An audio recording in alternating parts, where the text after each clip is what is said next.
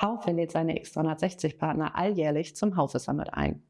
Auf genau diesem spricht Dirk jetzt mit Christian Zörlaut, dem Chief Product Officer. Er wird uns verraten, was wir im nächsten Jahr von Haufe X360 erwarten dürfen.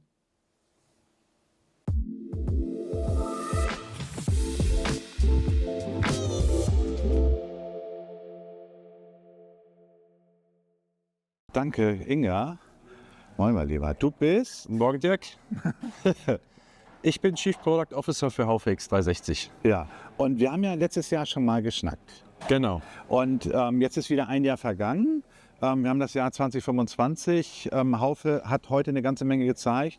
Und mein Wunsch war, dass wir nochmal zusammen reden, einfach mal zurückzugucken, wohin hat sich Haufe X360 in den letzten 12 Monaten entwickelt und was dürfen wir in den nächsten 3 Jahren nochmal erwarten? Weil dafür bist du ja als Produktmanager Genau, für das Thema Produktstrategie, für das Thema Roadmap, genau. Also was werden wir anbieten? Ja. Gute Fragen, Dirk. Ich versuche es mal kurz zusammenzufassen.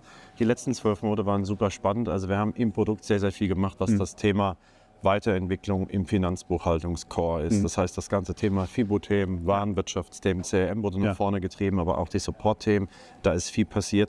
Parallel dazu arbeiten wir aber natürlich auch an solchen Themen wie künstliche Intelligenz. Da haben wir einen ersten Aufschlag gemacht, was wir auch live gezeigt haben. Das heißt, wir haben einen DSGVO-kompatiblen Haufe Group GPT-Client, den wir in Haufe X360 integrieren möchten. Den testen wir als Partner. Den testet ihr als Partner aus. Das ist noch eine Beta-Version, ist also noch nichts, was final ist. Das heißt, wir werden in die nächsten Monate mit euch gemeinsam, mit unseren Businesspartnern gemeinsam weiterentwickeln. Und ich glaube, was man da auch noch sagen muss, sicherlich das Besondere, das ist jetzt nichts, was die Haufe X360 exklusiv entwickelt, sondern das ist die Haufe-Gruppe, die da hinten dran steht. Das heißt, der gesamte Haufe-Gruppenkonzern mit allen 2800 Mitarbeiterinnen und Mitarbeitern, die wir haben, die mitentwickeln, die in anderen Bereichen wie Steuern, wie Sustainability, Office Management und so weiter, da diese Lösungen posten. Das heißt, wir nutzen das große Netzwerk von der Haufe-Gruppe für diese Lösungen selbst.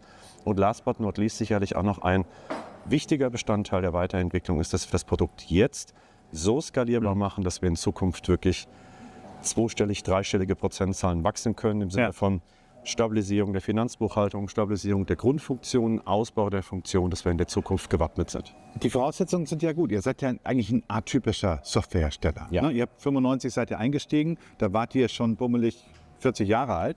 Da seid ihr in die IT reingekommen, aber ihr kommt ja eigentlich vom Fachwissen. Ne? Ihr habt Fachwissen in Finanzbuchhaltung, Controlling, Personalwirtschaft, Vertrieb. Aber alles Dinge, die ich von der Kompetenz für so ein ERP brauche.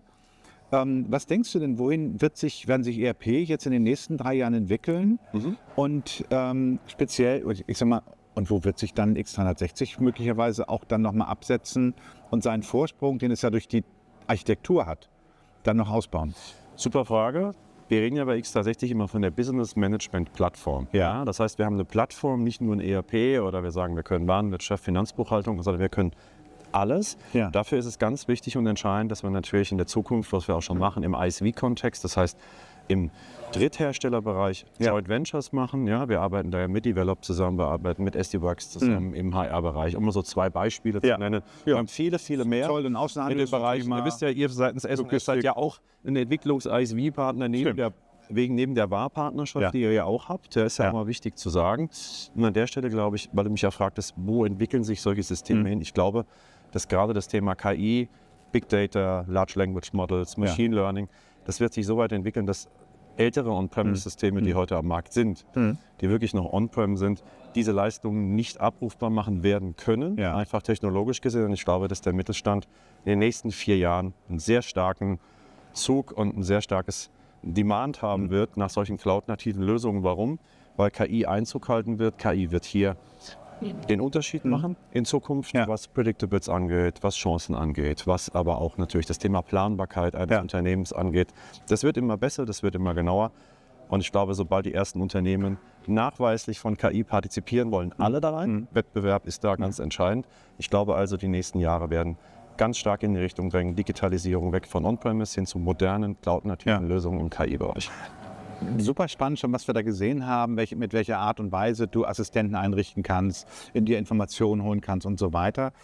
Und persönlich muss ich sagen, von Haufe, so wie ihr aufgestellt seid, als deutsches Unternehmen, als ich sag mal auch mit euren Werten, kann man dann natürlich auch eine Lösung erwarten, die nicht nur der DSGV entspricht, sondern weit darüber hinaus sozusagen die Sicherheit bietet, dass ich als Unternehmen in Deutschland, dass sich meine Daten nachher nicht irgendwo in irgendwelchen Forschungsprojekten in Indien oder sonst wo wiederfinden. Ganz, ganz wichtiger, entscheidender Punkt. Die Haufe-Gruppe steht ja immer auch ein bisschen für konservative deutsche Rechtsprechung, Datenschutz natürlich völlig klar. Das heißt, alles, was wir liefern, was wir rausgeben, ist geprüft, ist datenschutzmäßig geprüft und wir entwickeln natürlich gegen den deutschen Datenschutz. Das heißt, die Daten werden nicht irgendwo anders gelagert oder ausgelagert, also zu Forschungszwecken geteilt oder wie auch immer, sondern alles, was wir liefern werden, Dirk, wird immer DSGVO und datenschutzkonform sein. Dafür steht ja auch die Haufe-Gruppe mit ihrem Namen. Also ich kann euch sagen, wir werden demnächst mal die ersten Videos zeigen, wie wir die KI oder wie Haufe die KI in das System direkt reingebracht hat. Super spannender Ansatz und das wird die Art und Weise, wie du arbeitest, wie wir arbeiten und wie insgesamt in Zukunft Unternehmen arbeiten werden, massiv verändern. Ich danke dir, mein Lieber. Sehr gern, Dirk. Ganz toll und vielen Dank, dass wir auch hier sein durften. Und toll, dass ihr da seid und danke euch. Bis bald. Ja. Tschüss und zurück zu Inga. Ciao. Vielen Dank, Christian. Ich denke, ich bin nicht die Einzige, die jetzt ganz gespannt auf die KI im System wartet. Falls du noch weitere Eindrücke von Haufe X360 bekommen möchtest, dann schau gerne auch in den nächsten Tagen wieder in unserem Kanal vorbei. Da werden wir noch ein paar weitere Videos vom Summit veröffentlichen. Bis dann!